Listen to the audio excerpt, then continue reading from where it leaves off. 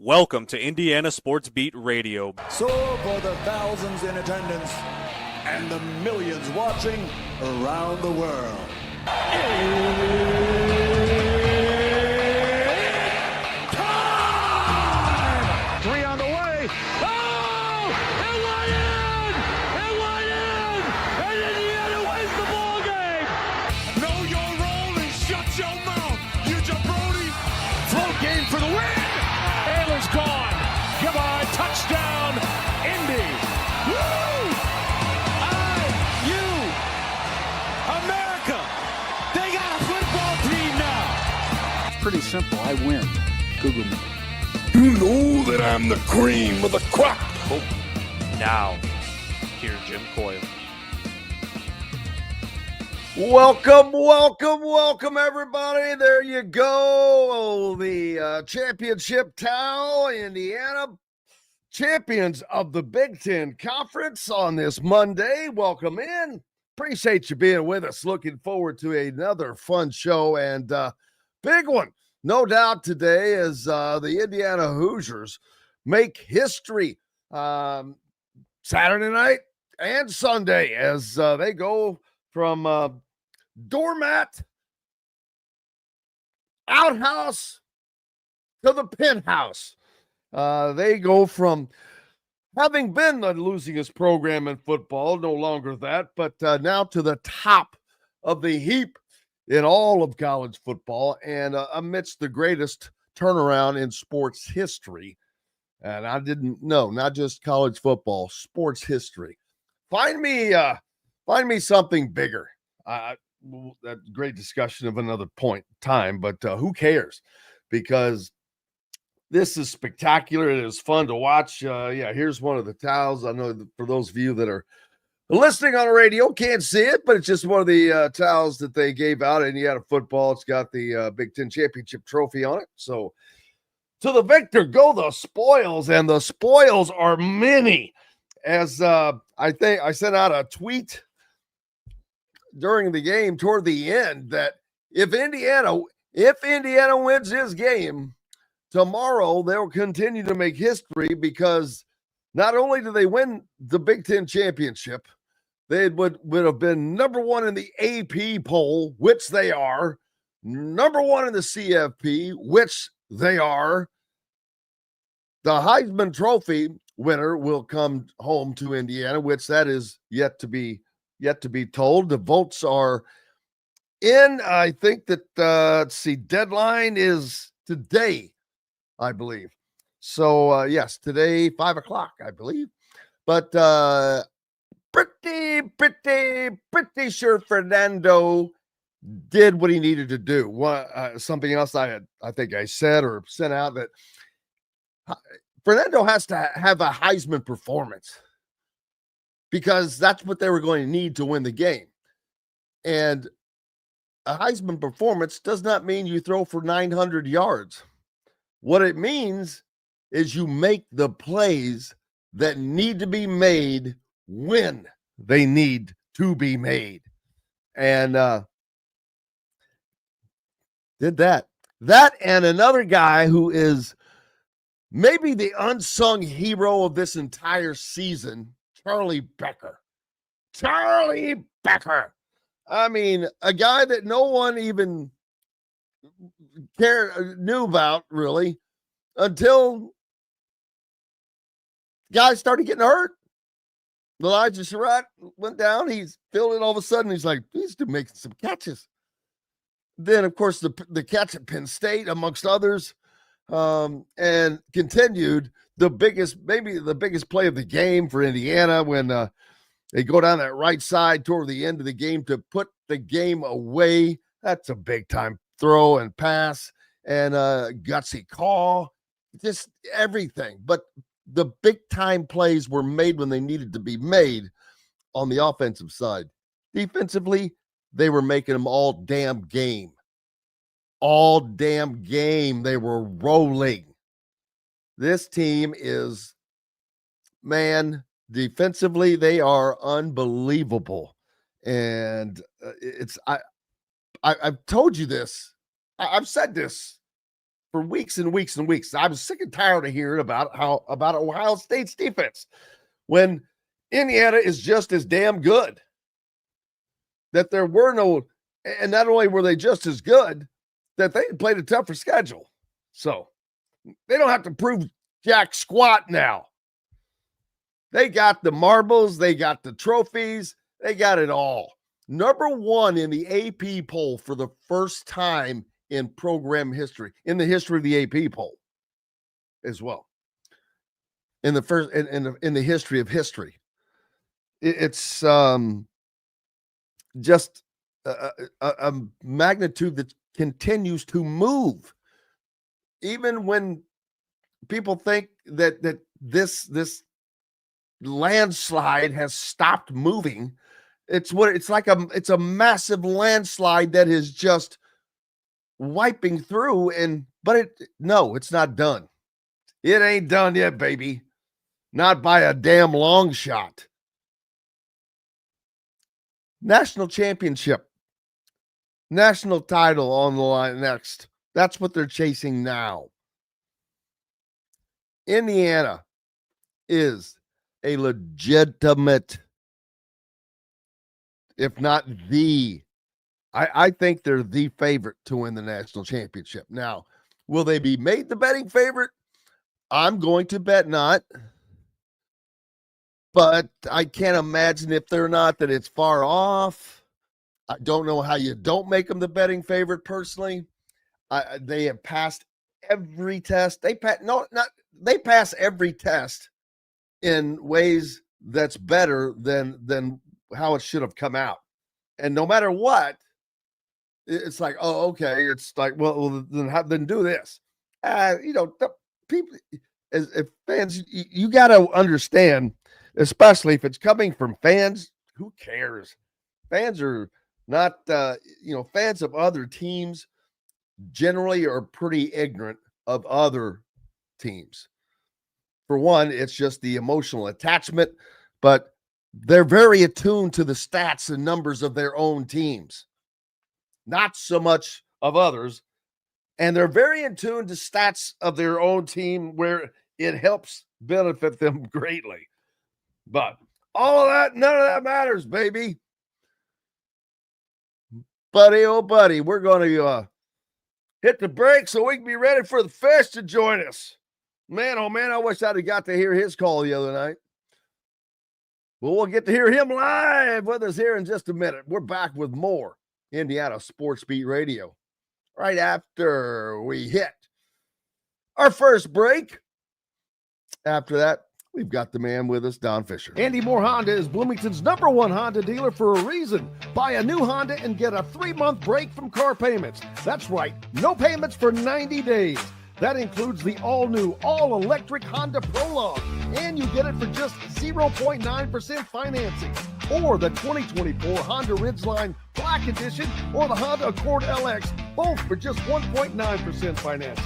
Get more to your door from AndyMooreHonda.com, Bloomington's #1 Honda dealer and your best place for new and used vehicles. If you're looking for a new home in the Indianapolis area, you need Cheryl Sizemore from Brick and Ivy Realty. Cheryl Sizemore has over 2 decades of experience, and that could be the difference in getting the home you want in today's tough housing market. Reach out to Cheryl at CherylSizemooreSells@gmail.com or 317-701-0838. That's 317-701-0838. Let Cheryl Sizemore sell or find your new home today.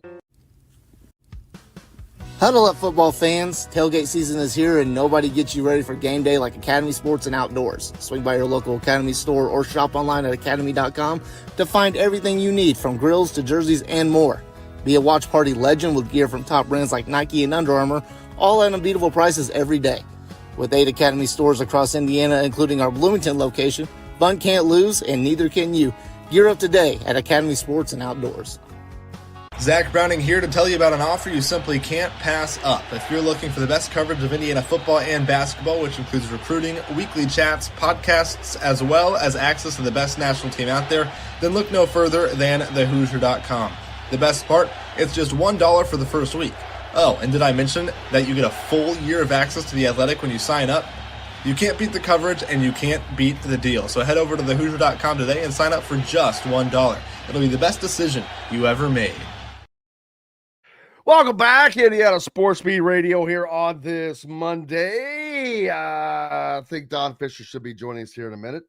You know what? I really can't remember if he's supposed to be with us on this day after, because the season has ended, and I didn't even talk to him about it. Plus, he had the double duty, and so it's a very good chance that he's not even planning on being with us today. I didn't even check, because I know he takes off sometimes, but especially with his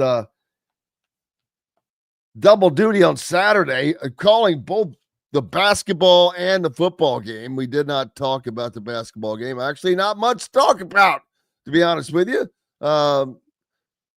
Indiana started that game down 16-0. You can't front the number 1 team or number 6 team in the country 16 points and expect to have much of a success with that. Don Fischer was on the call for not just that one, but the game later that night. Most importantly, how'd the voice hold up, brother? It did. It worked. I saw John Herrick, Don Fischer joining us now. I saw John Herrick carrying a special glass of tea into the radio booth. And I said, "Is that for Don?" And I yelled at him, "Is that for Don?" He's like, he just gave me the nod. And I'm like, okay, he's good to go. He says you have a system, a special system of doctoring your tea that you get. Well, it's not really a special system. I add honey to it. That's all. I mean, it's not a system. And the truth of the matter is, I thought he actually said you were going into your briefcase. You had your back turned. You're over there mixing some. No, I'm just kidding. I took honey with me. I took a little bottle of honey with me so I could put honey in my tea when I got it there. And the fact of the matter is, it was. They didn't have a lot of hot water there, and by the time he got the water back to me, the tea was about lukewarm, so to speak. So it all worked, though. The voice was fine and didn't have a problem, and it was a tremendous football game. Oh yeah, I don't want to spend time on it. I'm sure it was exciting, the opportunity getting to do that. Hard on the voice, yes, but. In your long-time career, the excitement of the possibility of doing an Indiana-Louisville basketball game and an Indiana freaking Ohio State Big Ten championship game. Wow. I mean, that's pretty damn big, Don.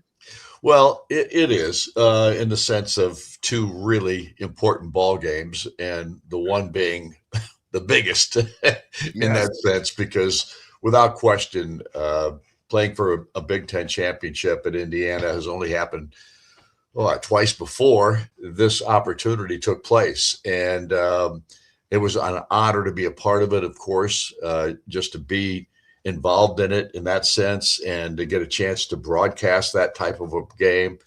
And it was historic. There's no question for this Indiana football program. And what we have seen, Jim, in the last 2 years at Indiana is simply unheard of. It's never happened before in college football. In sports. I think in sports, Don. Probably right. Probably right. I mean, I try to undersell things sometimes because the hyperbole sometimes gets way out of line. But in this particular case, I don't think there's too many things you could say that's hyperbole about what Indiana has done this year. And now they're in the college football playoff. They're the number 1 seed. They're the number 1 team in the country. And who would have thunk it? Who would have thunk it?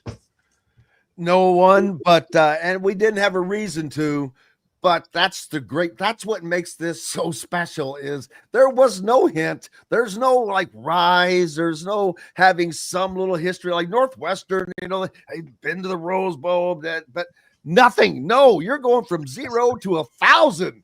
And and on top of that, you had a coach that was telling you from the start it was going to happen, and he did it. Everything. And I don't want to blow him up, too much, but it is what it is. And my question is, how in the hell is Kurt Cignetti not going to get a big head? How do you not, after being told you are the greatest every day, when everybody on planet Earth is now saying it, and it's pretty much the case. Even Paul Feinbaum is going to have to say it. Well, he probably won't, because he's the one. He's a stubborn, bullheaded idiot that doesn't get it, and he doesn't. And he's never gotten it because he does. I think he thought that when Kurt got the job at Indiana, I think he thought that Kurt Cignetti came off as an arrogant coach that had never been there at that point, all that kind of thing. I think that's how he thinks about it.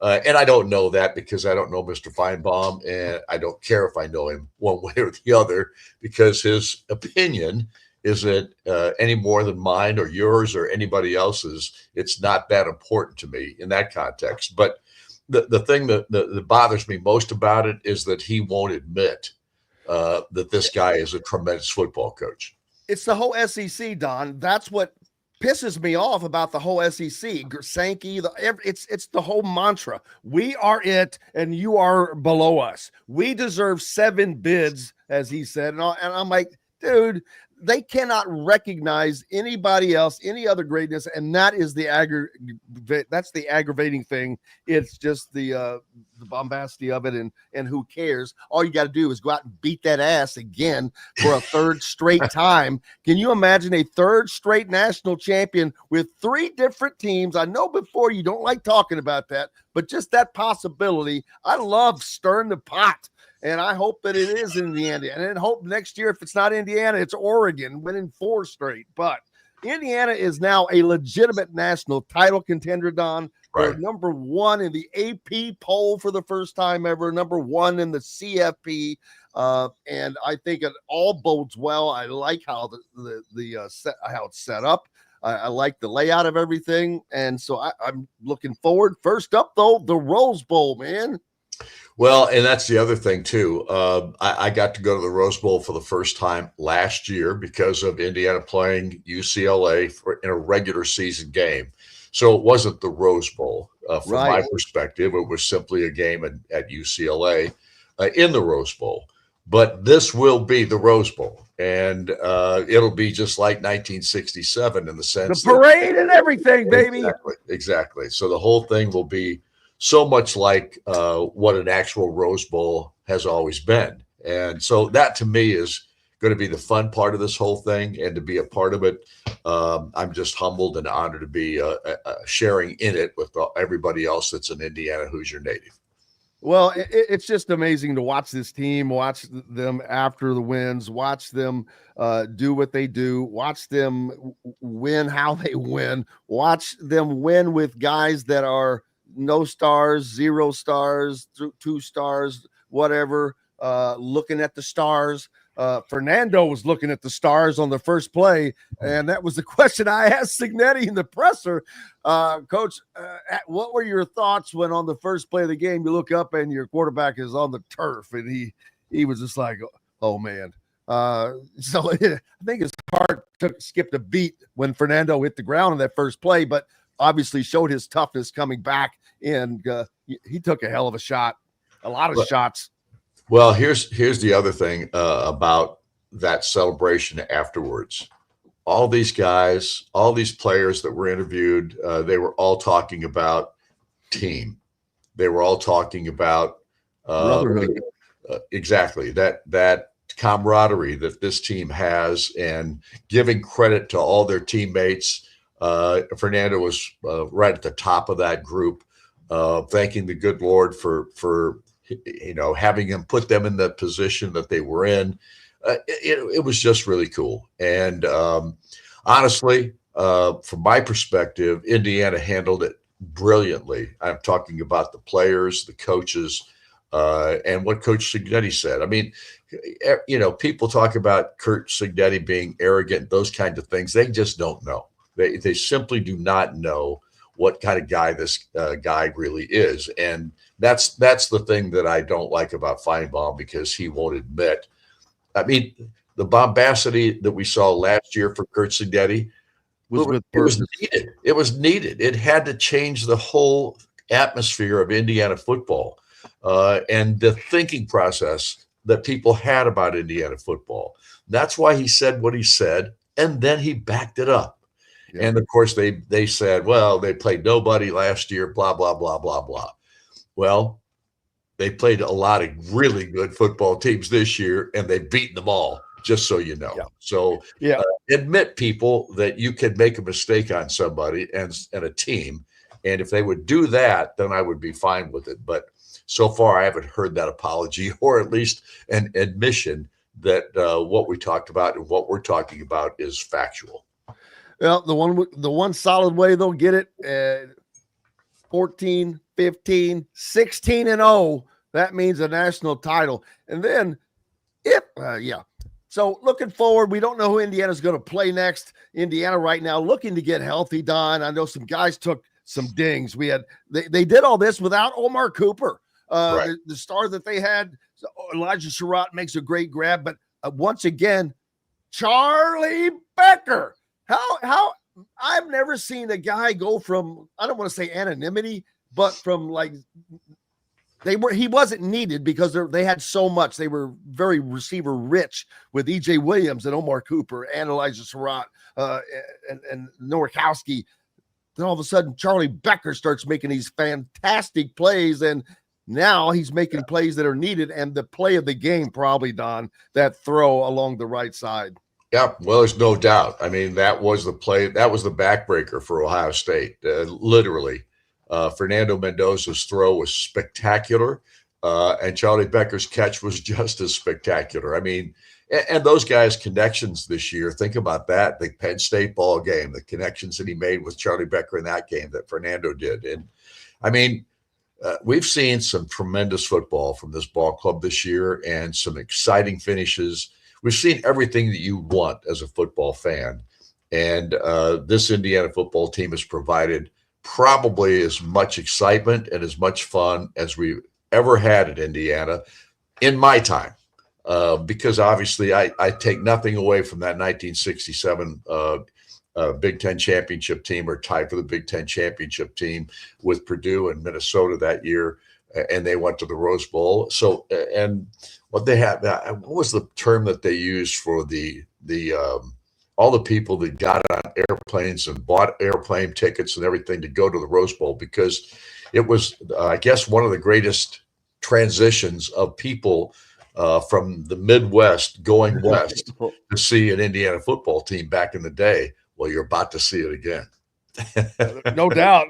That's without question. And this receiving core is mind-boggling. Charlie Becker, I've gone down the list. These guys have done such an incredible job.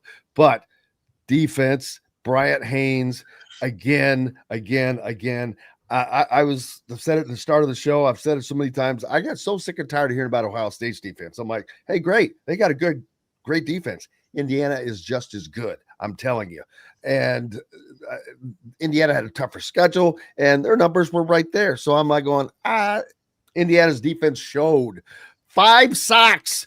They had only given up 6 sacks all year, Don. Indiana gets 5. Then you got Lewis Moore. I love this stat. I've been tracking this for weeks, waiting to use this.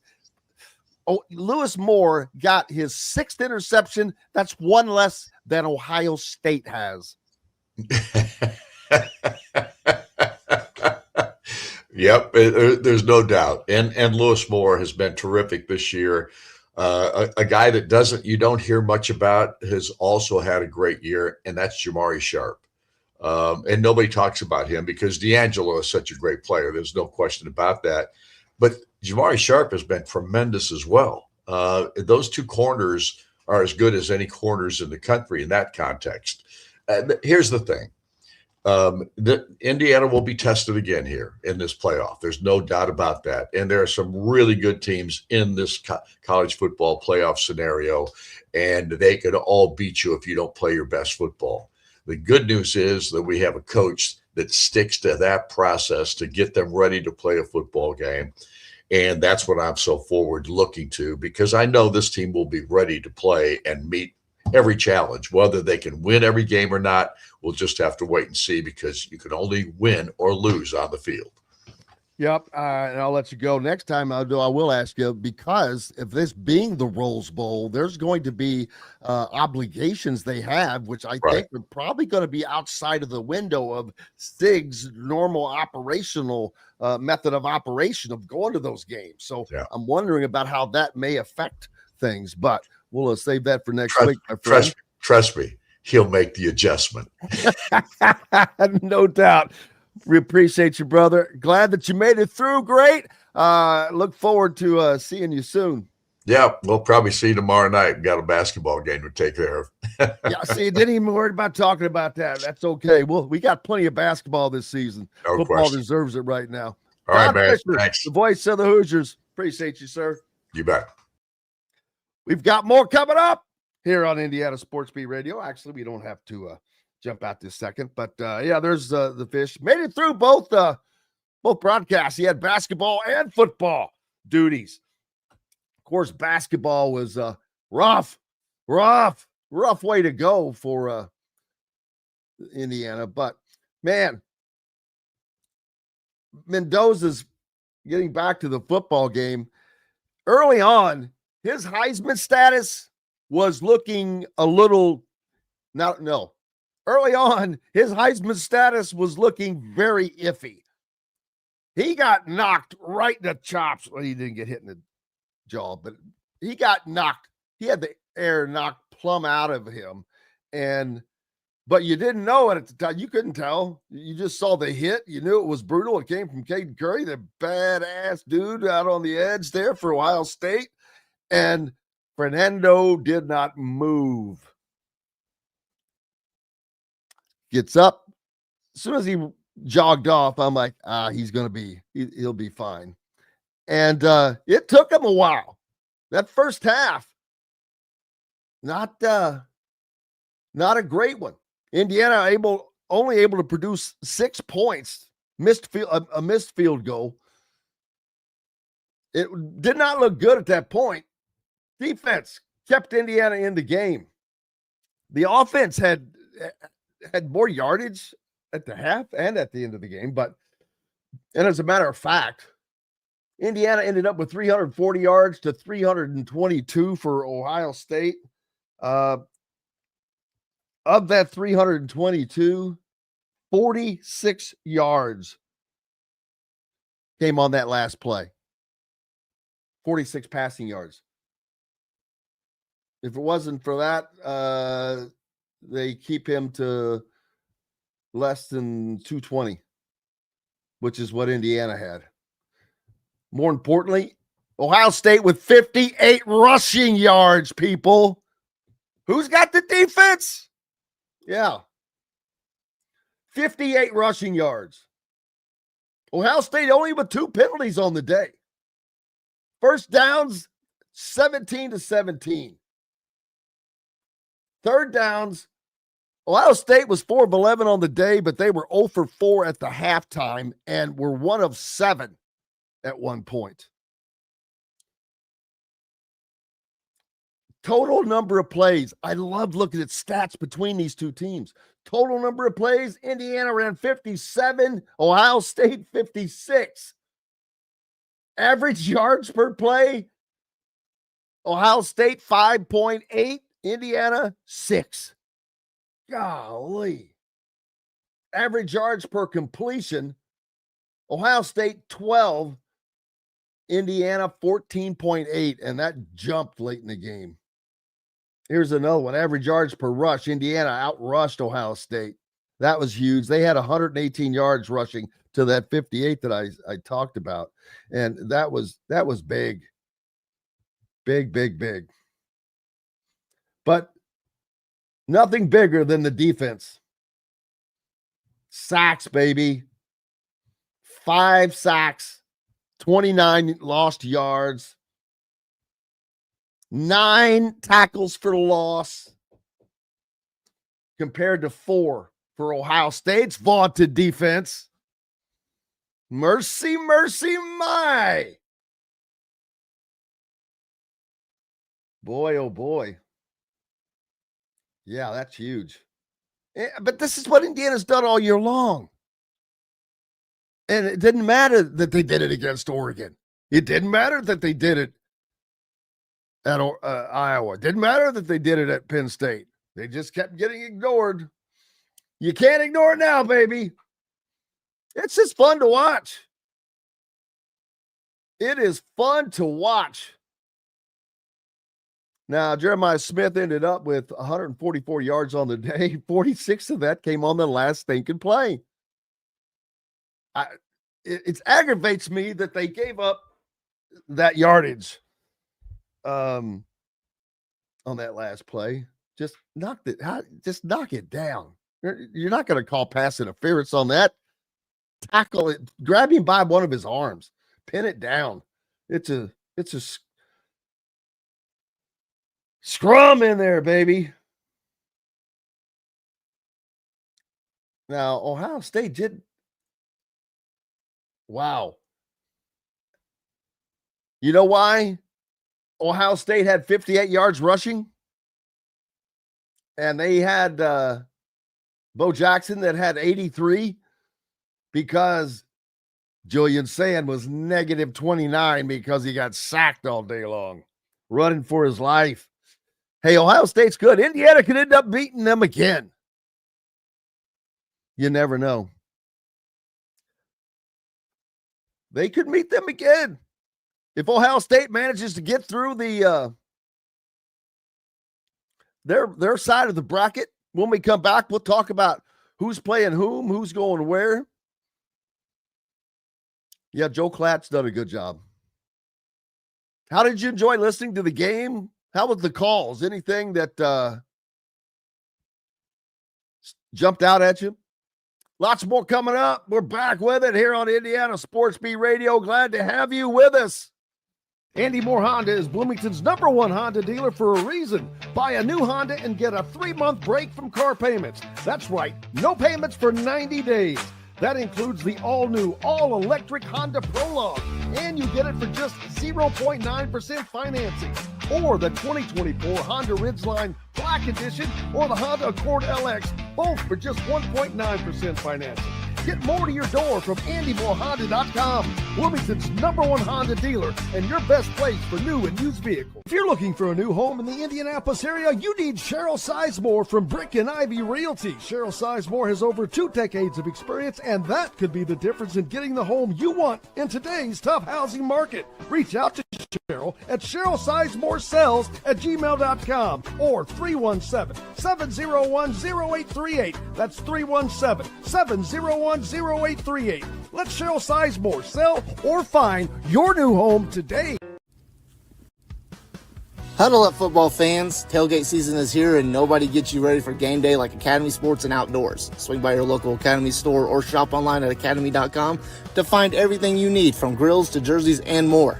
Be a watch party legend with gear from top brands like Nike and Under Armour, all at unbeatable prices every day. With 8 Academy stores across Indiana, including our Bloomington location, fun can't lose, and neither can you. Gear up today at Academy Sports and Outdoors. Zach Browning here to tell you about an offer you simply can't pass up. If you're looking for the best coverage of Indiana football and basketball, which includes recruiting, weekly chats, podcasts, as well as access to the best national team out there, then look no further than thehoosier.com. The best part, it's just $1 for the first week. Oh, and did I mention that you get a full year of access to The Athletic when you sign up? You can't beat the coverage, and you can't beat the deal. So head over to thehoosier.com today and sign up for just $1. It'll be the best decision you ever made. Welcome back, Indiana Sports Beat Radio here on this Monday. It is such a Monday because Indiana is the Big Ten, or are the Big Ten champions for football. How crazy is that? Yes, it is true, man. And something that I know some people have thought of and considered, but there is the possibility Indiana wins 3 more games,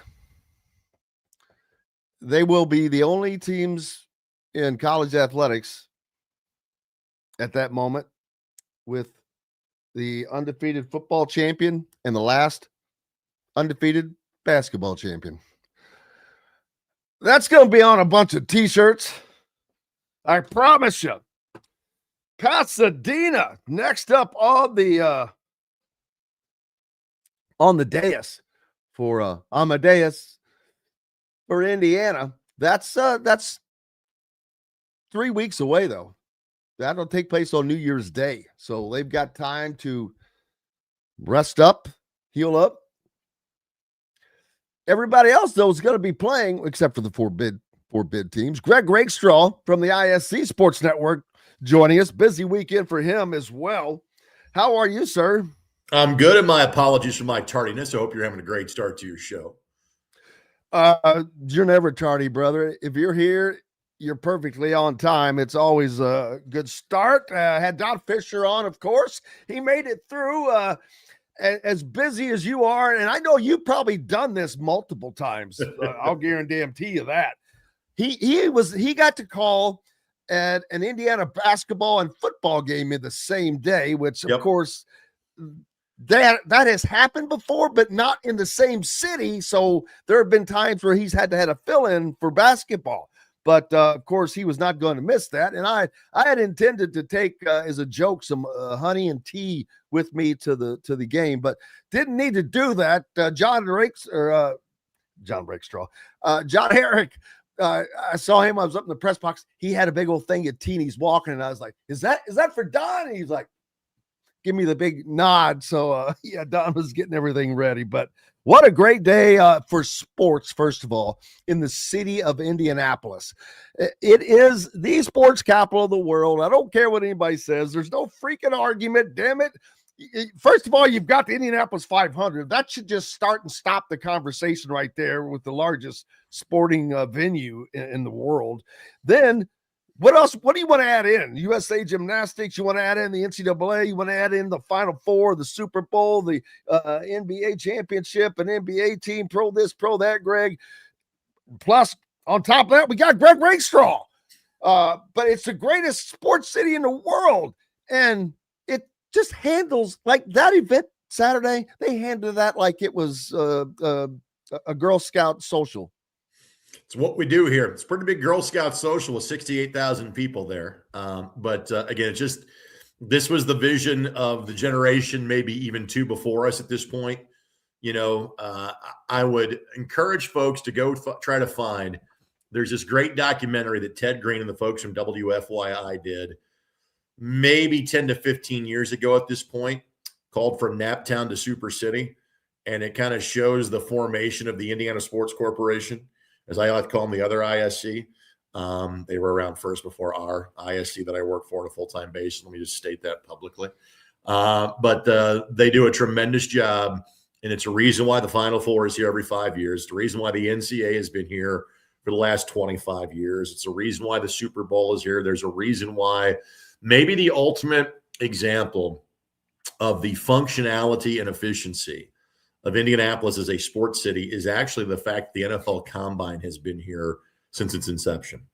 And for so many years, the topic of conversation has been, hey, let's move this and make it more of a fan event. And I understand what the weather is like here at times at the end of February or mid-February when that event has taken place. As the NFL calendar has moved back, that event has drifted back by a couple of weeks, and it's kind of a crapshoot we're going to get weather-wise at the time. And basically 31 other NFL teams, because the Colts obviously wanted in their backyard, but 31 other NFL teams have said, no, keep this here for all the reasons that you just cited, that basically it's a 2-cab ride town or a 2 Uber ride town, one to get from the airport and one to get back to the airport. And everything else is walking distance in downtown. Everybody wants to go to St. Elmo at least a couple of nights a week while they're here for the Combine as well. So the fact that, you know, that Indianapolis has held off Los Angeles for the Combine to stay in Indy for the run that it has had is the sign that this is what we do here. This is what this city is known for. This is the sports hub, which frankly allowed it to be long enough for the Indiana Hoosiers to win the Big Ten football championship in the 15th playing of it. And of all of these stats that we could throw out about the previous history and or futility of Indiana University football, that is the shortest span of time that we will give in terms of the epic nature of that win on Saturday night that Indiana fans only had to wait through 15 playings of the Big Ten football championship game for their team to be in it or for their team to win it. Yeah, and what a spectacular night it was. I mean, it was a great day. The town was buzzing from freaking 9:30 in the morning.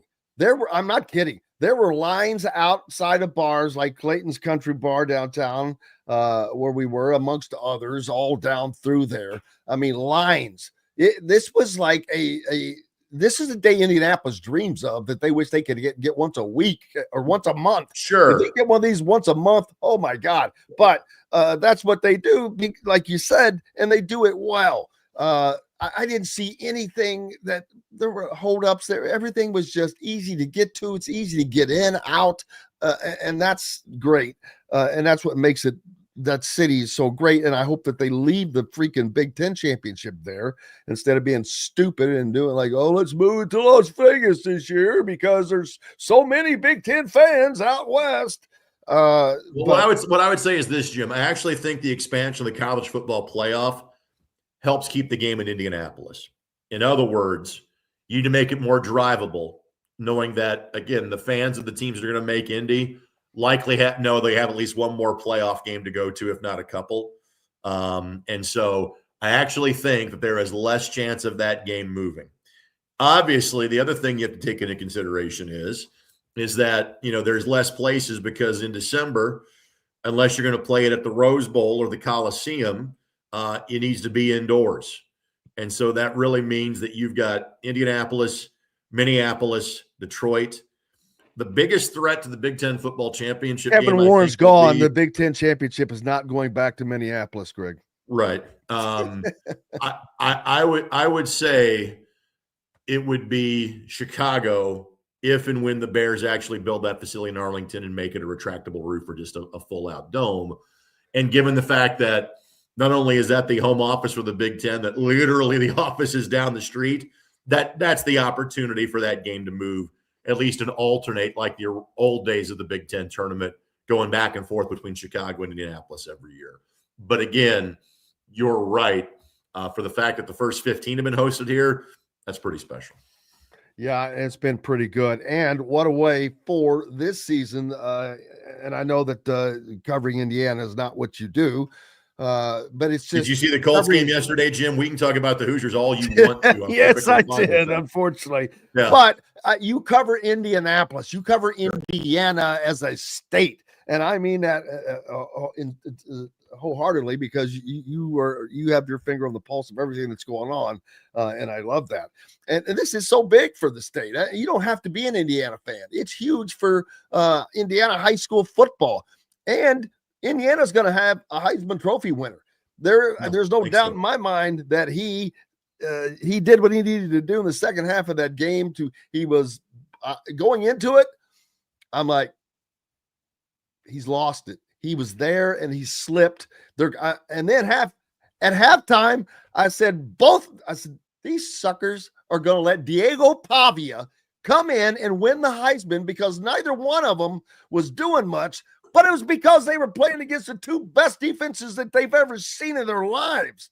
But in the second half, Fernando stepped up. He had the Heisman moments. No doubt he's going to win the Heisman. Greg, they're number one in the AP poll. First time ever, number one in the CFP. They're going to have a Heisman Trophy winner and back-to-back national coach of the year, potential undefeated national champion. What do you say? Roll credits. What do you say? The movie's been made. Obviously, you're hoping there's 3 more wins there. But I do think that the Big Ten championship and to a lesser degree, I can't believe I'm saying this, it's the Heisman Trophy. Almost as insulation in case the playoff doesn't go well. There is still the Big Ten championship you can point to. And I'll go back to the last time that I was filling in on the Fan for Jay Query. I had Zach Osterman, and again, Zach's always great, but I hope, folks, you read his work after Saturday because it was brilliant because Zach's a really damn good writer. And I told him, and my guess is if you haven't had this conversation on the air, you're going to have it after I bring this up. Indiana and Kentucky are going to play in basketball. each other in the regular season for the first time in 14 years on Saturday night. And it's going to be the second biggest event at Indiana University Athletics that night because Fernando Mendoza is going to win the Heisman Trophy. And so I asked that to Zach about 3 weeks ago as that was lining up. And I go, hey, buddy, have you figured out, are you going to be covering a basketball game or are you going to New York City on December the 13th? And he goes, we're going to cross that bridge after the Big Ten championship. Well, now we are here at this point where, again, there are so many conversations that you have, and you almost catch yourself going, is this a factual statement that I just said? Is this a real conversation? And the only conversation that I've been involved in sports from a personal level that this reminds me of, and this is going to age me, and it's a sad statement to make. I've been involved with IUPUI athletics off and on, but for the most part for the last 25 years. And it was now 23 years ago that we made the NCAA tournament. And I remember being on a bus ride back from Kansas City after beating Valparaiso. And we were talking about, well, we're going to get Kentucky or Kansas or Duke or whatever team. After about 5 minutes, we just start laughing. Like, can you believe we're actually having this conversation? That this is real life that's going to happen about 10 days from now? And it's the same thing with Indiana football fans. They're playing in the Rose Bowl for the first time in 58 years. Indiana is playing for a potential national championship. Indiana is the number one team in the country, not in what the rest of the world calls football, because they've been good in that for years, but what Americans call football. Indiana would aspire to be the number one team in Indiana, because that's rarely happened either. And now they're the number one team in the nation. So yes, this is not a story that you can oversell. It's impossible to oversell. And again, I'll go to, I don't watch a lot of the, pre-game, post-game coverage, but in a situation like this, you find yourself just wanting to kind of soak in the moment and talk more about it. And the fact that Urban Meyer looks into a camera and goes, folks, this is the greatest story in the history of college football. And nobody laughs you off the set. The fact that you have to go, yeah, it just might be. And it's happening for you literally down the road. That's insane that we're having this conversation 2 years after Kurt Cignetti was hired. Insane. Absolutely. I mean, people like that, Urban Meyer that you're speaking of, are not only calling it the greatest turnaround in college football history, I've heard many of them, and I agree, calling it the greatest turnaround in sports. Right. Now, that's harder to do or compare just because of it is the greatest turnaround in the history of college football regardless. Did it happen because of the transfer portal? Yes. Sure. But everybody else has the transfer portal. Right. And everybody else ain't doing that. So I think my favorite meme or social media post of the weekend, Jim, has been the one that's been going around that basically gets to the point of saying Indiana apparently was the only school not paying people under the table for the last 150 years. That it took Indiana football 150 years to rest. Wait, we can pay these guys? That they were the one honest program in college football until 2 years ago when all of this. I have got to find that. That sounds. Trust me, it'll pop on your Facebook feed. It's not hard to find. It's been making the rounds. Absolutely. Oh, that is pretty funny. So I don't want to make this all about IU because I know you have many other duties. I got no problem. That's fine. We talk about the Hoosiers. I can be the follow-up. Oh, that's right. I forget. High school football's over. I forgot about that. Well, great season for high school football. Well, no, here you go. You asked about doing the double. So here was my schedule on Saturday. So while Fish had Indiana and Louisville, I had IU, Indy, and Youngstown State. Not exactly as well attended as the game at Gainbridge Fieldhouse. Not a bad attendance for our slice of the world over in our last year in the jungle at IU Indy, which seats about 1,200. The Jim Morris Center will be opening next year and seats about 4,500 people. And that building is literally in progress. I think I'm going to a ceremonial beam signing at some point in time next week or the week after to kind of help celebrate that. But then after that was over, I went to Brownsburg for the Sneakers for Santa shootout. So I saw some of the best players and best teams in the state. Pike beat Louisville Male 66-55, And then Fisher's beat Mount Vernon 57-48. And again, Jim, Fisher's may be the best team in the state again, although Pike looked really impressive. And Pike's probably got a few more horses than Fisher's does this year. But what Fisher's does exceedingly well, and frankly, what they have done very well, we just haven't talked about it as much, is guard you. You know, when you, like last year, when they averaged a staggering 58% from the floor and 43% from three-point range, and of all the Fisher stats, other than just sheer wins that I could tell people about last year, Jim, they averaged 21 assists in a 32-minute high school game. That was their average. Right now, 22 assists in college basketball is the top assist team in Division I, and they play for 40 minutes. And that team is Cornell, so they have like slide rules and protractors and laser pointers to figure out exactly where they're going to pass the ball. IU Indy, which didn't happen on Saturday, but because of the pace they play, they're second in assists per game at 21 per game, because, again, they're going to try to score 100 points in every game. Fishers did that in 32 minutes at the high school level last year. That's how ridiculously good they were, which is why it's all the more impressive that Jeffersonville beat them in the state championship game. Fishers are going to be really good again this year, but they really have three players. It's Jason Gardner Jr., it's Cooper Zachary, it's Kai McGrew. Pike has the two returning players in Jahari Miller and Isaiah Hill. Matt Painter was there to watch him in action as a 6'11 junior. But it's also the Lampley brothers. And I think fans have been familiar with the Lampley sisters that have played at LC. The Lampley brothers are sophomores and juniors, and they were at LC at the beginning of last year, quickly exited. Now they're both playing at Pike. Pike will play 9 or 10 people. So I know in the coaches poll this week, Jim, Pike did get a first-place vote, and they should be getting a first-place vote. They're a really good basketball team. So that was my Saturday, which, again, was better than the Sunday was for the Indianapolis Colts. Greg Rakestraw, ISC Sports Network. Make sure you give him a follow and keep it up with all of his content. Appreciate you, brother. See you, buddy. Talk to you next week. Absolutely.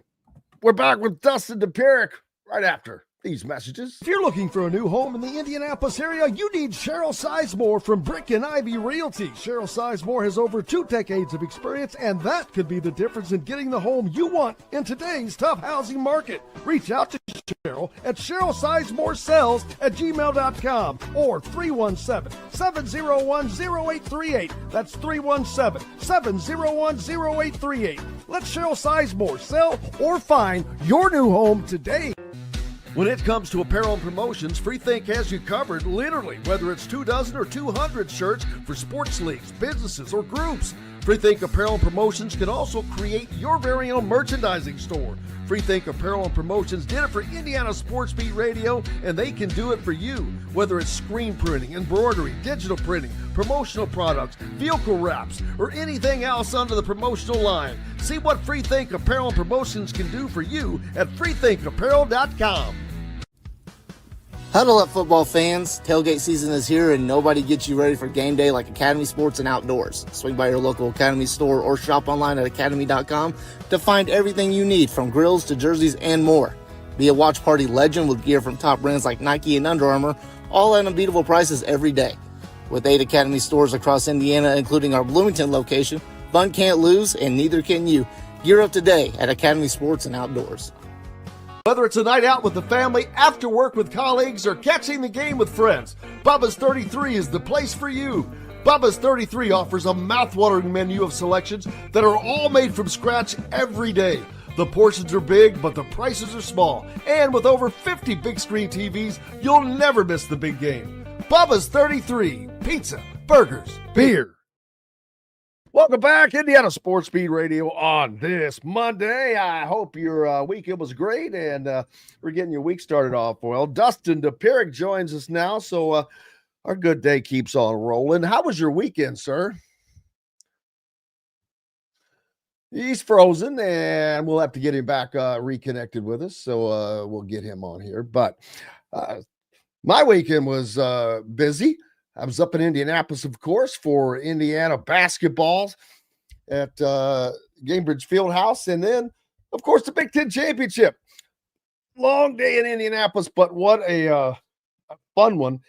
And just looking at the many places that Kurt Signetti and Fernando are going to have to be potentially over the next few weeks.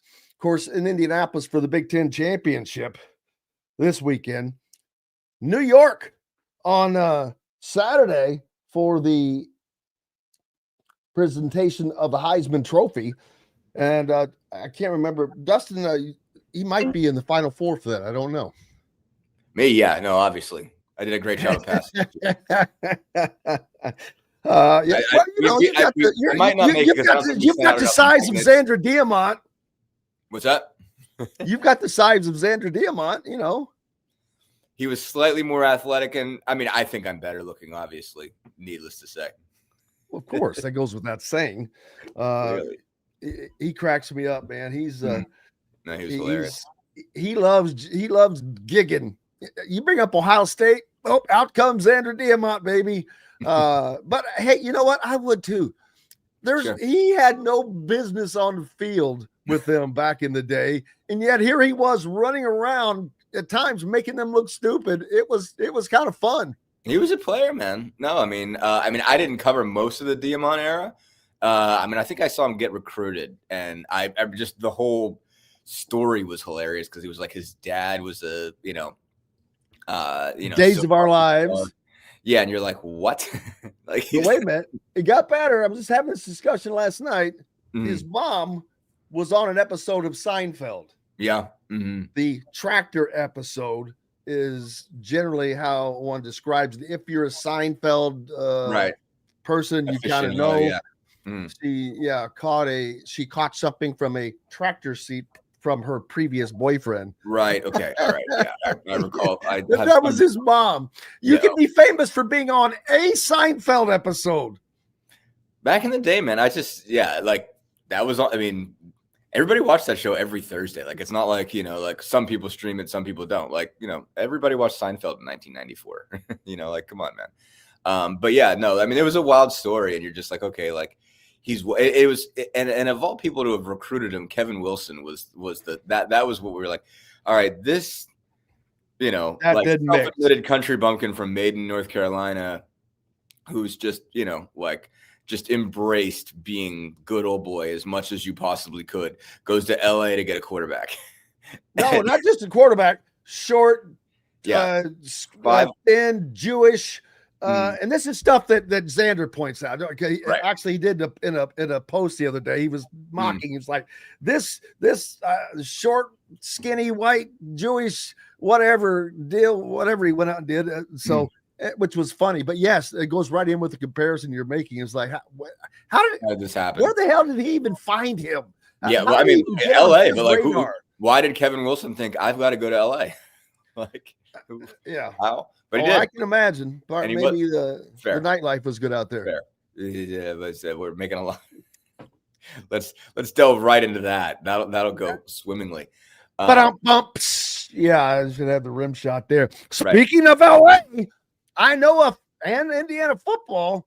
Well, those two items are going to be making a reacquaintance again in a few weeks, as Indiana heading to the Rose Bowl in Pasadena for winning the Big Ten championship. Man, it's crazy. Not only winning the Big Ten championship, I think what's getting lost in this may not getting lost, but they beat the undefeated reigning national champion that was unbeatable by a lot of people's thoughts, which you started to see a lot of people on national TV toward the end going, yeah, I don't know. I kind of like Indiana, what they can do. And because has Ohio State really been tested? Have they been tested in the second half?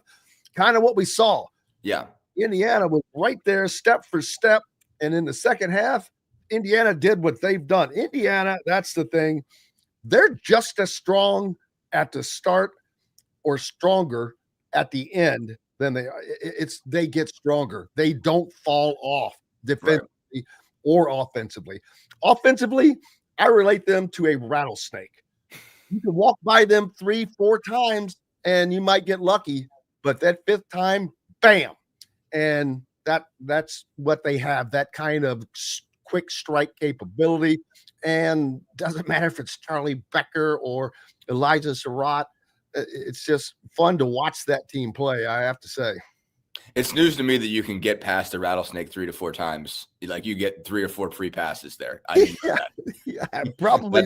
That's news to me. I mean, I've never. I don't think I've ever been in that situation. Maybe I wouldn't, because if I got by the first time and I knew it, there would not be a second opportunity. I'm not going back. But like, if I am unaware that I've ever passed a rattlesnake, but maybe I have, and he took mercy on me. I'm not sure. So see, that's the thing. You may have gone by him several times and you didn't know. Right. So anyway, bottom line, that's news to me. But no, I mean, I think you've seen this the entire year that they've generally been in control of first halves, but they've just overwhelmed teams in second halves.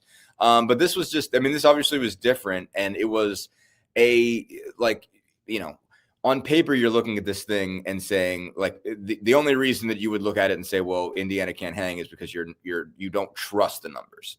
Like that you were looking at, where they ranked on defense and where they ranked on offense. And you're saying, well, I don't trust that against Ohio State. Like, I just feel like that's at the end of the day, there's a gap between Indiana, Ohio State, and everybody else in the Big Ten, at the end of the day. Like, that's kind of the case that you were making to yourself. If you're saying, well, I think Ohio State's going to overwhelm them, that means you're looking at it and you're saying, okay, well, the fact that they're top 10 in like every important defensive category, won't matter when they see Jeremiah Smith, won't matter when they see Bo Jackson, won't matter when they see Julian Sain and Carnell Tate and all those guys. Like that's when the NFL talent will take over and flash. But it's like, okay, the pace, Indiana obviously has NFL talent.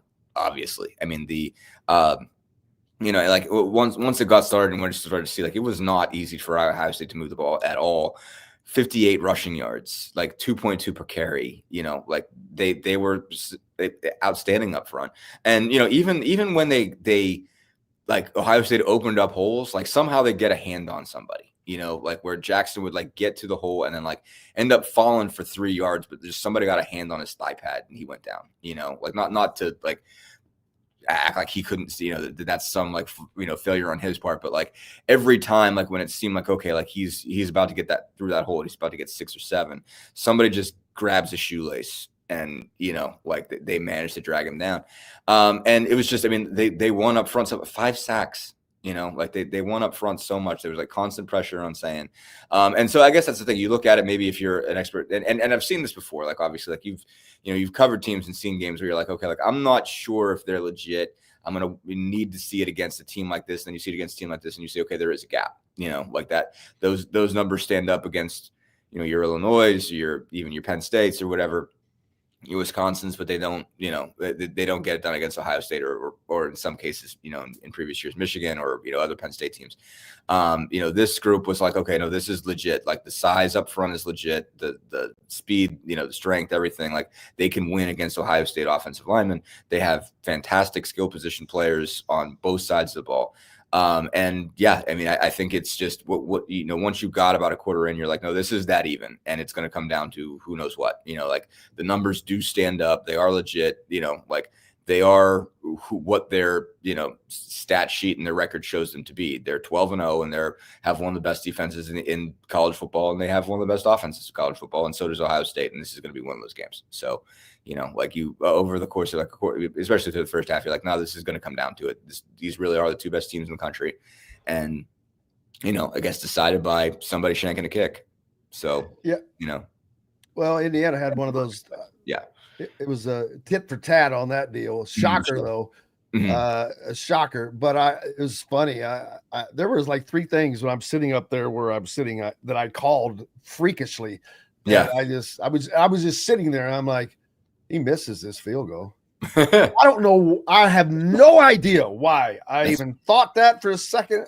But without him, I just said, he misses this field goal. Mm-hmm. There was a turnover, something else that happened. And I'm like, oh, it's when Ohio State was down deep to the red zone where Julian Sain's knee went down right before that. Mm-hmm. And I'm like, and on 3rd down, they call a rollout pass play when it was like 3rd and 1. Yeah. And I'm like, I don't know about that, man. I said, I think I'm running that ball just to secure the first down. And then if you're short, maybe you go for it on 4th down again. Yeah. And then didn't matter because then I said, because you never know, bad snap, bad handoff, whatever. Boom, his knee goes down. Wow, that was huge. There's you can consider that the ball game right there. That was such a huge mistake on Ryan Day's part.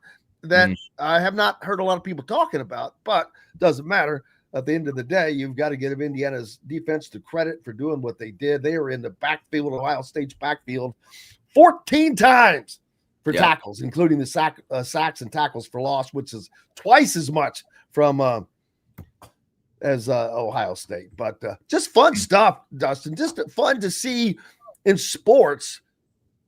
You know, it's Indiana. You got like Saturday at the Heisman. You're going to have Fernando win the Heisman. Yeah. I don't know who's coming in second. It might be Diego Pavia. If he's not second, he's going to be third. But at Vanderbilt, these are teams that are up in the Vanderbilt. Maybe should have they didn't deserve to be in, but almost. It's awesome to see this stuff. Yeah, no, absolutely. I mean, I think you could every year this thing is different. Obviously, you're never going to not have a fight over who gets in the playoff. Like, I mean, people are saying like, well, expand it to 16 and you wouldn't have any problems. I'm like, have you followed the sport at all? Doesn't matter how many you have in, doesn't matter. College basketball, they get 68 in and you have 5 teams mad every year, like at least, and you get 68, it's like, so you're guaranteed to have fights over this. But considering, I mean, like it was a year where like there's not a whole lot of, like record separation, like from a just pure resume standpoint. You could make a case for Vanderbilt. You could make a case for Texas. Like I don't think anybody was doing that against Alabama, Notre Dame, and Miami. I think everybody sort of viewed it as, okay, those are your 3. Like it's 3 for 2 spots. What do you want to do there? And you could get mad about what they ended up picking. And I think Notre Dame's better than Alabama, but like I didn't have a vote. And like I think Miami, I think it would have been fair to penalize them for kind of messing the whole thing up, because if Miami just wins the ACC, this whole thing is a lot more normal. Or should we just blame, blame the entire SEC and said you're out? The ACC, stupid. Yeah, I mean, being stupid. I guess, but it's just like part of it is just like, okay, like but there's a case to say that Duke should have got in no matter what. Like there's a case to be made to say like, the Power 4 conferences get their team, and if that team is 7-5, it gets in. You mean like a couple? See, back in 2020 when Indiana football was 6-1, they lost. We ain't going to talk about that. 2020 isn't normal. 2020 isn't normal. Nothing about 2020 is normal. But fair point. Fair point. If you go win the Ohio Valley Conference in basketball and you were 16-15, it doesn't matter. You get in. Apples to oranges. I mean, a little bit, but it's like, they all got right. This thing so screwed up. They don't even know what they're doing, Dustin. That's the thing. They give different reasons each time. Which they can't. Like, again, I've gone back to this 1,000 times. If you follow college football, it's because you like chaos. Like, you have signed up. It is impossible to remove chaos from the system. You're talking about where there are 135 teams now. What are we up to in FBS? 135, 140, 145. They play 12 games. 145 teams. It is not going to be normal. It is mathematically impossible for this to make sense. And you can't add games. This is not a sport where you can play 50, 60 games.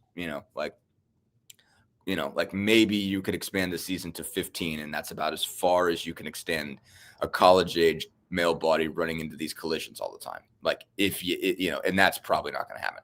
Bottom line, like this sport is going to be built on chaos. We used to be even more insane. We used to determine this on polls. They used to let them go play bowl games and then figure it out at the end, and we would just vote.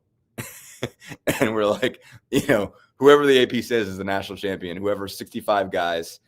Not 65 guys. Well, probably in the 50s it was 65 guys, but eventually women also, writers, reporters, media personalities, they got to decide what champion. The coaches got to decide a champion. Sometimes it was the same team, sometimes it wasn't. So you're just like, yeah, there's 2 national championships. We're like, this is nothing but chaotic. And it's like, like, what are you like? No matter what, like there was not a magic answer for the college football playoff committee to have, like it, and it's just like you can. It's almost like there's some level of hubris for even being a part of that committee by acting as if you will, because it's going to be chaotic. That's college football. If you want it to be normal, go follow the NBA. They play 82 and then they play 7-game series. Like it's, you like who wins. That's it. End of the day. Major League Baseball, they play 162. Like you're gonna all that chance is gonna get played out in the wash. Like and even the NFL, they're gonna play. It's like there's tiebreakers Everybody's going to lose a few games, like it's very set standings, the whole bit. There's 32 teams. They play, 18 games, or 30 teams. They play 18 games, like there's not nearly as much shaken out here. Like in this case, there's always going to be. You're not going to fix it. It is not a sport that can be fixed. And if this is a sport you care about, you embrace the chaos, because it's going to be like this every December, whatever, every, first Sunday of December, we're going to have the same fight, no matter how many teams you want to put in. No, I agree with you. That's always going to be the case. And I love that Notre Dame got left out for the fact of, I just want to say, join a conference. Join a conference. Fair. Join a conference. Maybe you would have won the ACC. Right. Maybe you could win that weak conference. But regardless of that, I see Indiana, Ohio State, and Oregon making the Final Four of this. There's no Final Four, but the semifinals, I guess you'd call it. It's the Final Four. When they're a four and they're a final, they are the Final Four. I truly believe that the three Big Ten teams are going to be there. I mean, it could happen. I'm not going up against that, but I will say Texas Tech is better than people give them credit for. I know. I see that. That's why I was like, I'm not leaving that. Well, Texas Tech is, that's the one that scares me. I wish they were in a different bracket than Oregon, because I would like their path probably better. But Georgia's just so stinking good in the second half of games. They've done it all year long, but it's going to be fun no matter what. And it's great for the state of Indiana. How about it? How about the talk about this a minute ago to Rakestraw? How about the day for Indianapolis? Period. In sports. I mean, just what a massive day. I mean, all the restaurant tours and everybody downtown are probably on Sunday was just like, oh my God. Yeah. Gee whiz. There were lines out the doors of the bars at 9:30 in the morning, man. Yeah. No, it was wild. I mean, I like, obviously I was in Chicago on Friday night because that's where the Pacers played. And I just drove in, got into Indy around 3, and there were 3 airplanes circling downtown with signs on the back of them. I had no idea what they said. So 3 people bought airplanes to circle downtown to try to sell something. And I have no idea what even was. I couldn't read anything from where I was. And for games that were all inside. Yeah. Yes, that's even better. So it's just banking on you walking around downtown and seeing whatever that is. Yeah, there's roofs on both stadiums. Which is not great marketing when you're thinking people downtown surrounded by some tall buildings and all of this. It was overcast. And all the events are inside. Yeah, it was overcast. Like you if you were I saw the outer edge. I mean, as I'm coming up on 70, I can sort of figure out the flight path. And I just was driving around the east side and everything, picking up some things. Again, saw one of the planes going from my side, had no idea, ton of words, no idea what any of them said whatsoever. I don't know, but 3 people decided I'm going to sink money into an airplane this Saturday. And that's going to get us our big break, guys. That's our big marketing strategy. We're getting an airplane. I was just like, what?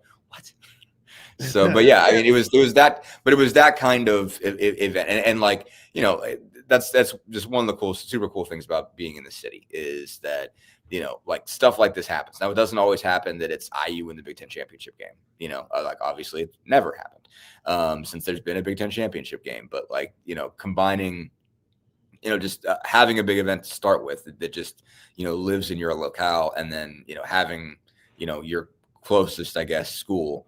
Well, I've said this. I think that they're going to, I would imagine Indianapolis starts having a basketball game every year to coincide with the Big Ten championship to potentially add to it, because I could be wrong, but maybe it was just the fortuitousness of it being Indiana in both, where you don't have a fourth group, but everybody was driving. It was everything was drivable here for everybody. So it was just a massive day, and I'll be interested to see what they do going forward if they add anything to it. But I could see Indiana basketball maybe incorporating Indiana basketball into a game there each year.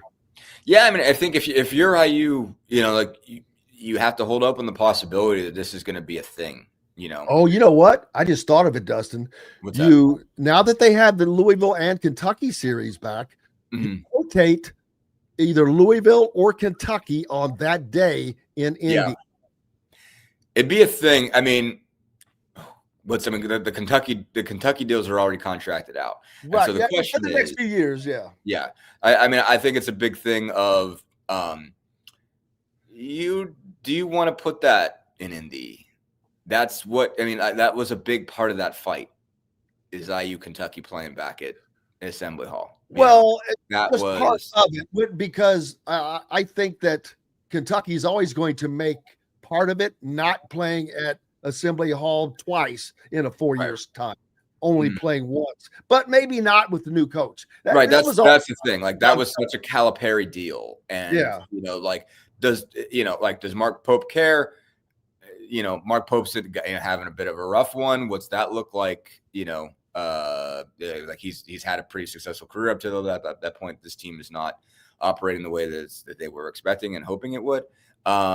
So I mean, they just got smashed by Gonzaga the other night, right? Like, I don't know. Destroyed. Yeah, it's taken me a minute to pick up, college ball just because there's NBA games every other night. But I think, Mark Pope doesn't strike me as the type that cares, number one. Number two, he doesn't have those scars, or whatever you want to call it from the watch shot. Like that was something. And he's got bigger problems to worry about right now. Yeah, it's just like if Indiana wants to give him a game, fine, man. You want to have it, you want to have it your rec gym, we can do what you want, like no big deal. But yeah, I think that'll be. I don't think that they're going to want to put that if they don't have to. If Kentucky doesn't make them, then I don't think Indiana will, put that up. Put a home game, put an Assembly Hall game up for grabs to say, okay, like let's coincide with the championship. I think they're looking at probably doing it when they're doing it next week, right? Like I think they'll more just set it separate so that they don't coincide. I think a Louisville game downtown makes sense for them for this thing, whereas I think Kentucky the following week at home is what they want. So they got to go to Lexington on Saturday. So we'll certainly find out. You have to go to Lexington on Saturday? Me? No, I'll be between Pacers games. I was going to say, well, in the world would you be? Osterman. Well, someone's got to get sent down for it, I guess. Because I imagine one or the two of them are going to have to go to New York, right? Shout out to Osterman and Mike, by the way. They're doing awesome work. Zach's fantastic. Absolutely. Both those guys are two of the best, not just writers in Indiana, but just around. They're both great. Do a tremendous job. And hey, let's take a quick break. Got the great Dustin Dopirak from the Indy Star with us. The Pacers beat writer. Back with more right after these messages. The ISC Sports Network is your home for sports content across the Hoosier State. Find us live on TV and streaming or archived on our website and our app. The ISC is your one-stop shop for the content you want to see, including high school sports, college sports, and other great events throughout the year. Subscribe to our streaming service and get access to it all. ISC. Local lives here. Know a team or group needing a fundraiser? Boost Fundraising raises more money faster and offers the most unique and user-friendly online fundraiser in the nation. Your team receives personalized fundraising pages for each team member. Free team-branded promo gifts shipped to each donor. Boost Fundraising does it all. Sports teams, marching bands, charity causes, and community groups. Go to boostfundraising.com and be sure to enter the promo code COYLE, that's COYLE, to receive a discounted fundraiser. If you're looking for a new home in the Indianapolis area, you need Cheryl Sizemore from Brick and Ivy Realty. Cheryl Sizemore has over 2 decades of experience, and that could be the difference in getting the home you want in today's tough housing market. Reach out to Cheryl at CherylSizemore@gmail.com or 317-701-0838. That's 317-701-0838. Let Cheryl Sizemore sell or find your new home today. When it comes to apparel and promotions, Freethink has you covered, literally, whether it's 24 or 200 shirts for sports leagues, businesses, or groups. Freethink Apparel and Promotions can also create your very own merchandising store. Freethink Apparel and Promotions did it for Indiana Sports Beat Radio, and they can do it for you. Whether it's screen printing, embroidery, digital printing, promotional products, vehicle wraps, or anything else under the promotional line. See what Freethink Apparel and Promotions can do for you at freethinkapparel.com. Welcome back, Indiana Sports Beat Radio on this Monday. Jim Coyle with you as always. Dustin Dopirak as well. And not the best of seasons for the Pacers. Of course, we all knew that going in, and anything that they do is going to be, you've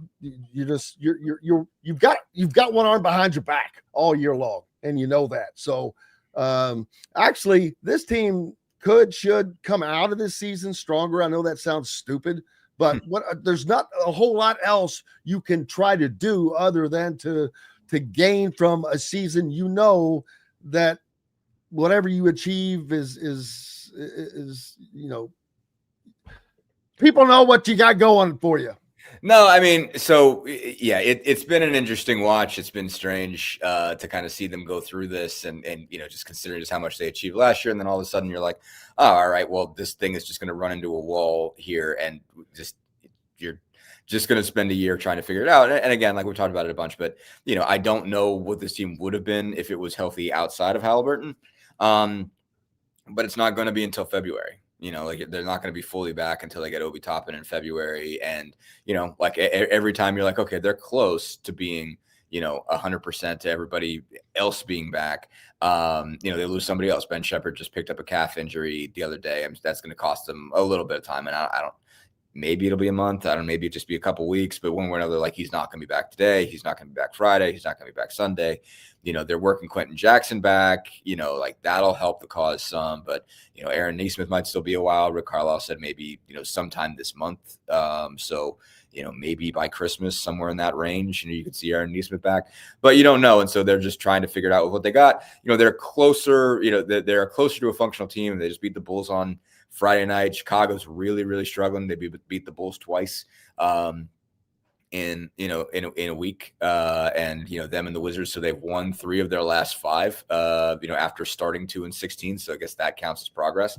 But yeah, it is going to be rough. I mean, they're trying to, as I've said a few times before, you can't, people get on this idea okay, well, just tank. Just, it's well, you can't run a professional basketball team out there and just say, go lose 82 games, especially not one that's won.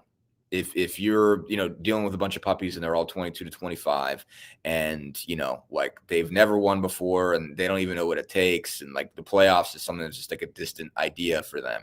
That's one thing. And, you tell them, okay, hang in there. We're going to get more players. You're going to get better. Everything's going to be okay. Just stick with us. Keep showing up. Keep playing. Yeah, we're not really trying to win a lot of games here, but, this is the eventual payoff. When you win, and when you win big and you do something you haven't done in 25 years and you get, 24 minutes away from winning a championship, telling a whole bunch of guys that earned their stripes in that period is difficult to tell them, this is going to be, hey, we just got to go get a draft pick. They're not going to buy into that. And so you just got to let them play. And you got to give them the best chance that you can. I mean, there's a few things that you can do and say, all right, well, we're not running anybody out there who might get seriously injured. Everybody, we're going to be a little bit more careful with every injury, we're not running a guy back on a calf strain, quicker than we should. We're not running a guy out on a knee sprains quicker than we should. Nobody's going out there if they're not healthy. No one's going out there and trying to make it happen on a bum leg and just, seeing what you can do. That's not a thing that you're going to do. But I think, they have a team that's functional now. When you have Siakam and Mathurin, you at least have 2 guys who can put the ball in the bucket enough to give you a chance, to give you a puncher's chance. You've seen some growth in some other guys. Getting Nembhard and McConnell back was a big deal. Just having 2 point guards to keep the whole thing organized. Jay Huff has really stepped up lately. You've seen some really good flashes for him. He's leading the league in block shots, which is pretty wild because he only plays 18 minutes a game. It's pretty impressive stuff. He's averaging 4.5 blocks per 36 minutes. It's pretty nuts. And he's hitting some shots. I mean, they're some guys are making some cases for rules that they'll have, next year when everybody's back. But they're not getting in anybody's way. They're letting Pascal Siakam go do it. Like they're not saying, okay, like, how about you chill out? Like, he's missed one game. He got 1 day off for rest and he looked exhausted. And like pretty much every other game, he's putting 25 in there, and 8 rebounds and 4 or 5 assists and stuff like that. I mean, he's been pretty spectacular. So, they're hanging in there. I mean, it's a weird deal because there is a really good draft coming up. But it's an interesting case to say, okay, well, what fits for them? Like, there's not a big guy. Like they could use a center, like you got to go down to like Chris Sinak, who's looking at like 8, 9, 10 out of Houston, for a real 5-man. Like, Cameron Boozer looks fantastic, but this, is Cameron Boozer going to be better than Pascal Siakam? I don't know, and I mean, can you have 2 guys like that? Can they operate together? Maybe they can. I think he looks great, but like, you have a great power forward, so it's like, okay, like, yeah, he's 31, but like, you've got him on, you're paying him $45 million a year for the next 3 years. So, is that a guy that you take, to say, okay, well, this is going to be my guy, once Pascal. I mean, that's a conversation you'd have to have with Siakam to say, hey man, what do you think about this? I think for him to get his opinion on it, because if he has negative feelings, it's not going to be it's not going to go well if they try to make that work. So yeah, that's a conversation that had to be had amongst and actually both. Even though Boozer was a draft pick, you'd have to have that conversation with him as well, because these guys have to know this stuff going in. You have to have those conversations, and otherwise it's just, it's tough. Dustin, I'm just talking about how that's a conversation you'd almost have to have with both of those guys to see if that would work, or if that's something that they think would work.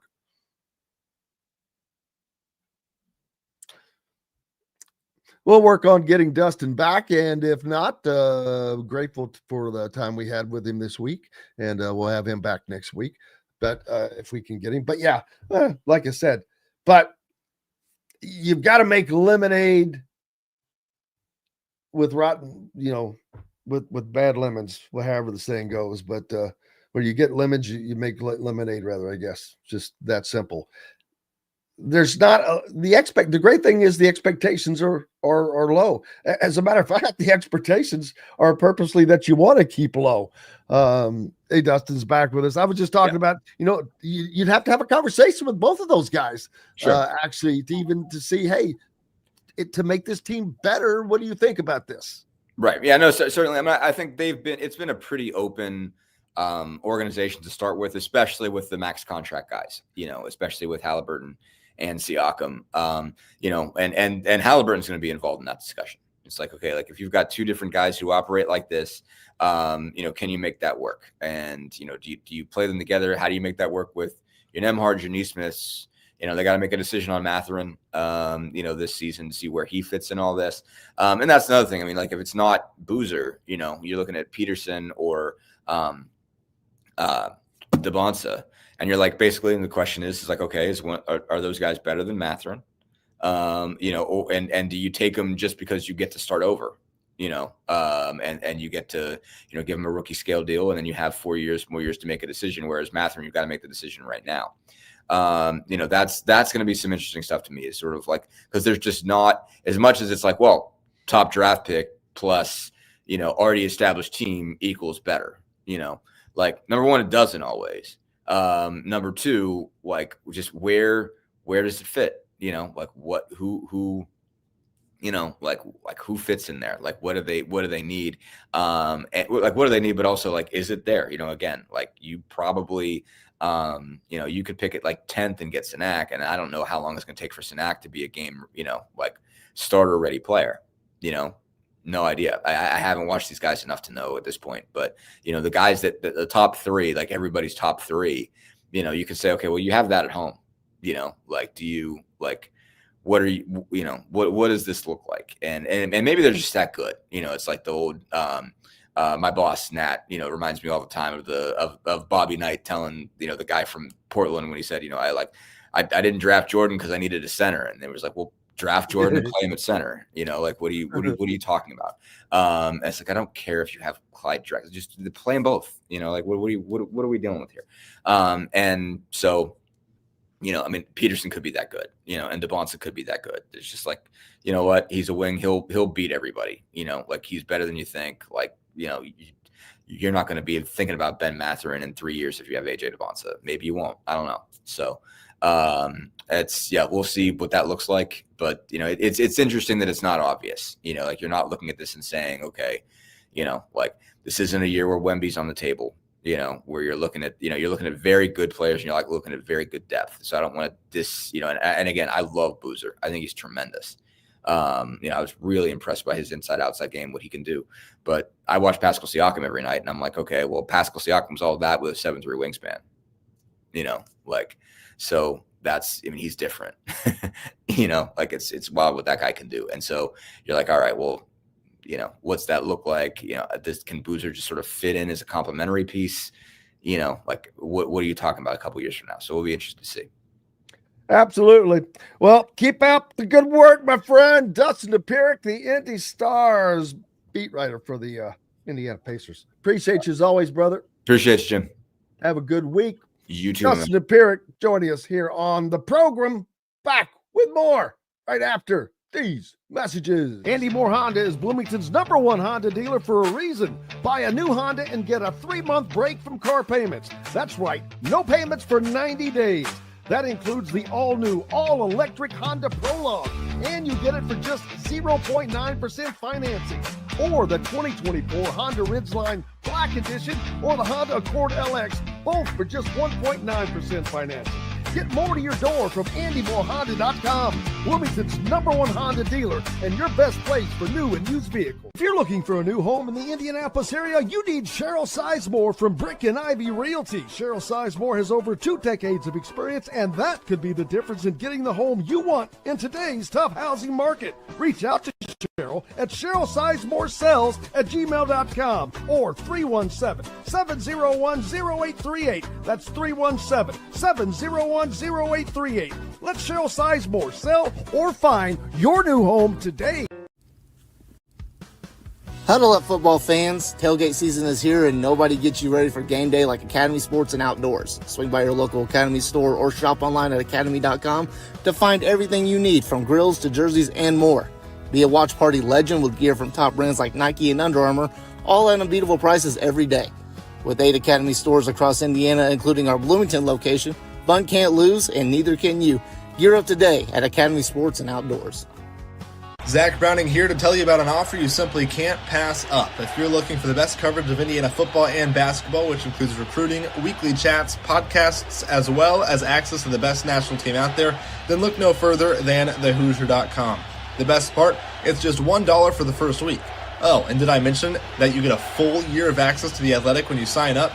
You can't beat the coverage, and you can't beat the deal. So head over to thehoosier.com today and sign up for just $1. It'll be the best decision you ever made.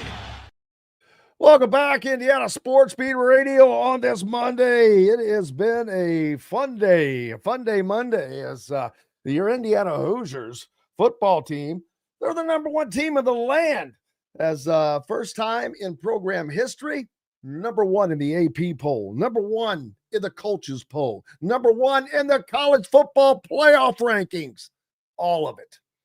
You've got the Big Ten Coach of the Year in Kurt Signetti, the Quarterback of the Year in Fernando Mendoza, and many other award winners. I don't want to leave those guys out. But I'm talking about right now, here and now, the things that are happening. Indiana, Fernando Mendoza, I'm pretty confident he's probably going to win the Heisman. I'm pretty confident that Kurt Signetti is going to win National Coach of the Year again. How the hell are you going to take that away from him? And then what if Indiana rolls the table, 16-0, undefeated national champions? Hell yeah, I can talk about it. I get to prognosticate. I get to talk about that stuff. I get to put the cart before the horse just to talk about it. Why not? It's that's what this time of year is for, having some fun with things. The fans get to have fun with it. Well, we can have fun with it too. No, Purdue did not have an answer for Iowa State. Basketball games over the weekend. Yeah, how about the shocker? Talk about, all right, we've got 2 firsts in the history of the AP basketball and football polls happened this weekend on the same day. For the first time in the history of the AP poll, well, I shouldn't say for the first time, but Purdue number 1 in the AP poll, the largest margin of defeat by a number 1 team at home in the history of the AP poll, as they get obliterated by Iowa State. Yeah, Iowa State was so pissed off about losing Matt Campbell to Penn State, they went to Lafayette and beat the brakes off of Purdue. And for the first time in AP poll history, Indiana football sits at the top. The only 13-0 team in the country. The only team in the top. I wonder how deep in the poll, AP poll right now, you have to go to find a team that does not have a 5-star player on it. That'll take a little research. And that's a great question. How many teams in the top 12 don't have 5-star, former 5-star players on it? I'm going to do a little research and find that out after a while, or someone else can do it for me. But that is an amazing thing. It is bizarro world. Andrew says, bizarro world is real, and that could not be any closer to the reality of things. I don't know how Brian Haynes does not win the Broyles Award as the nation's top defensive coordinator.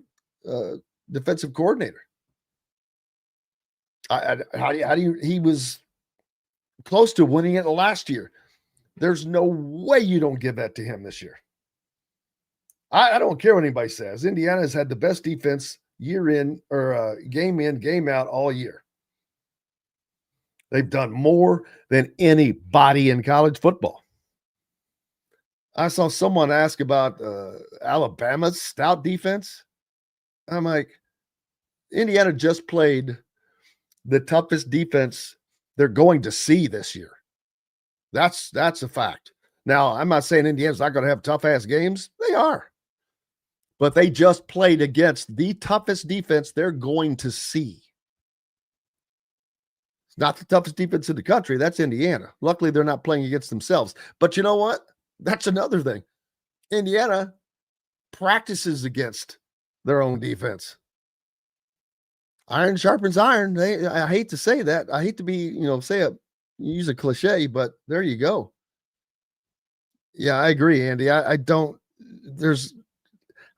think that Brian Haynes is as locked into the Broyles Award as Kurt Signetti is to the Coach of the Year and the Heisman. Now, I don't know that they'll give Shanahan the is it the same name for both sides, or does the offensive coordinator have a different award? I cannot remember. As I'm looking that up, I apologize, but I cannot remember if those are 2 different awards or if it's just one. Well, someone can tell me that. I can't do that on my own right now, but I'm not sure. I don't see why they wouldn't. But can you imagine if Indiana did sweep all of those? That would be more record-breaking. And other things I've got to look up. When was the last time, or has ever, a Big Ten team accomplished what Indiana's about to accomplish by raking in these awards that they're going to win on top of the ones that they've already won with the championships and all that, they may be they're in very rare company. And I'm curious if they're in their own company. So there's a lot of stuff I want to look up,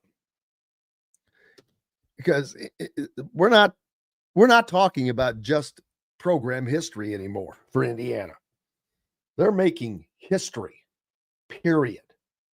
And it is a blast to see it. It was a blast to see and feel that energy at Lucas Oil Stadium. Man, to see the Indiana fans. And I know people that are going to Pasadena that don't give two rats craps about IU football. They couldn't tell you much at all. And I'm saying this only because they're going to the game in Pasadena, across the country. This has woken up things in people, and that it's just nearly impossible to do. Indiana football is making people care about Indiana football that didn't care about sports. Period. This had nothing to do with being good or bad. I mean, previously, but this now, bandwagon, everybody likes to jump on a bandwagon. Hey, pull it along. Russell keeps asking if Indiana plays on New Year's Eve. Well, unless they have moved the Rose Bowl to New Year's Eve, which don't think that they have, that answer is no, RB. The Rose Bowl is on New Year's Day, people.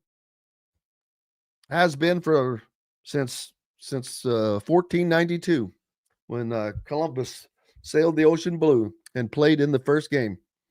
Just kidding. Man, it's just so much fun coming up. And I had, some people wanting to talk about basketball, and I'm like, I don't care about basketball at the moment, people. Y'all need to enjoy the moment that you're getting to enjoy. And by say I don't care about basketball, I mean, there's no focus on it. Basketball's got a lot of season left. Now they've got a gigantic game coming up with Kentucky on Saturday, but they have games to play prior to that, of course, as in, let's see, where daggone it? I dropped my schedule. They lost to Louisville over the weekend, of course, 87-78, a game that they spotted the card 16 points. You can't do that. Indiana couldn't hit water from a boat. I mean, they were just bad. Turned it around at the end. Lost that game on free throws. Pure and simple. Game came down to free throws. And that, not the fact that Indiana missed too many. It's the fact that Louisville got to the line where Indiana didn't get to the line as much. And it made a gigantic difference. So you got that going for you. But the Hoosiers host their first Big Ten game of the season tomorrow night at the Simon Scott Assembly Hall as the Penn State Nittany Lions come in, and they're 7-1 right now. Man, if you get back to losing to Penn State at home, you're in trouble. If you lose to Penn State at home, your season is in trouble. There's my hot take of the day. That you cannot lose to teams like that at home. And I'm not knocking Penn State, because they may very well come in and beat Indiana's butts. But Indiana's got to step up. They've got to be better at a lot of things. Rebounding is number one. They're not focused on rebounding. And I'm not saying that you have to focus solely on it, but it has to be an incorporation of what you're doing. And it is not it's not incorporated into what they're doing. There is no focus on rebounding along with everything else that they're doing. And until they make that adjustment, they're going to lose a lot more games because they're not going to be able to get on the fast break on the defensive end. You're not going you're going to stay in a hole. You're going to rely solely on whether you're having a great night at the 3-point line or not. This team also does not get to the free throw line. Doesn't matter if you're shooting 100%. If you're not shooting as many, if you're getting outshot at the line every night, this team does some things good. Well, I should say. Not proper English. Does a lot of things well. One of the things that sticks out is they turn turnovers into points, and they do a really good job of that. So, yes, Claude, I am going to Pasadena. Of course, I've been on this ride where the Hoosiers for 2 years since it started. Was in Pasadena last year where this kind of got started. Not to jump around. Sorry about that. Claude got me off schedule. Shame on you, Claude. Just kidding. But no, it's been fun. And, but Indiana basketball, they've got to get it. Got to get it going. That's all you can say. But we'll talk more about that tomorrow as that game happens tomorrow evening at 8:30 at home against the Penn State Nittany Lions. But yes, heading to Pasadena. This is kind of where it started, if you think about it. The coronation of Curt Cignetti began in Pasadena a little over a year ago. I was out there. I remember shooting the video coming off of the field behind Cignetti with him raising his hands, and all of the Indiana fans that had gone out there had matriculated down to that corner of the field where Indiana's locker room was, and gave him a serenade off. So looking forward to that. And looking forward to being back here tomorrow. Hey, before I go, though, don't forget, go to thehoosier.com and get subscribed and get entered for this gigantic Hoosier Christmas giveaway package, the grand prize package worth over $400. Team issued big Adidas embroidered IU basketball coat. There's a quarter zip in there, that an Adidas quarter zip. There's an IU bag. So you try it for $1. And then you subscribe, you get also a free subscription to The Athletic, in addition to being entered into this. So help support those that are helping bring you this content. If not, it makes it very, very difficult. So asking you kindly to please do so and let me know if you do, so I can make sure that I give you a shout out on that. Also, before I forget, if I out of time today, but tomorrow will remind me, I think we've got a winner to the college pick'ems. Got the jacket ready to go. Big upset winner there at the end, Charger. We'll talk about that tomorrow as well. I have to remind myself, but wow, it looked like it made it so much fun this year because there was a lot of changes that kept happening because of how it was set up. But hey, big thanks to everybody on the program today. The man, Don Fischer, Greg Rakestraw, and Dustin Dopirak. Most importantly, thanks to each and every one of you. We're back tomorrow to do it again. Until then, I'm Jim Coyle. I will see you on the radio. Thanks for listening to Indiana Sports Beat Radio. Be sure to subscribe to our YouTube page for more clips and team coverage of Indiana basketball, football, and more. You can also find full episodes and tons of other content on thehoosier.com. We'll see you next time for another edition of Indiana Sports Beat Radio.